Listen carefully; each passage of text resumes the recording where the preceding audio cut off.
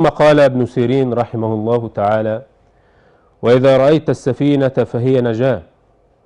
هذا هو الأصل في رؤية السفينة في المنام، أنها تدل على النجاة. فما رآه الإنسان فيها من عيب رجع إلى هذا المعنى، وما رآه في السفينة من مميزات رجع أيضا لهذا المعنى.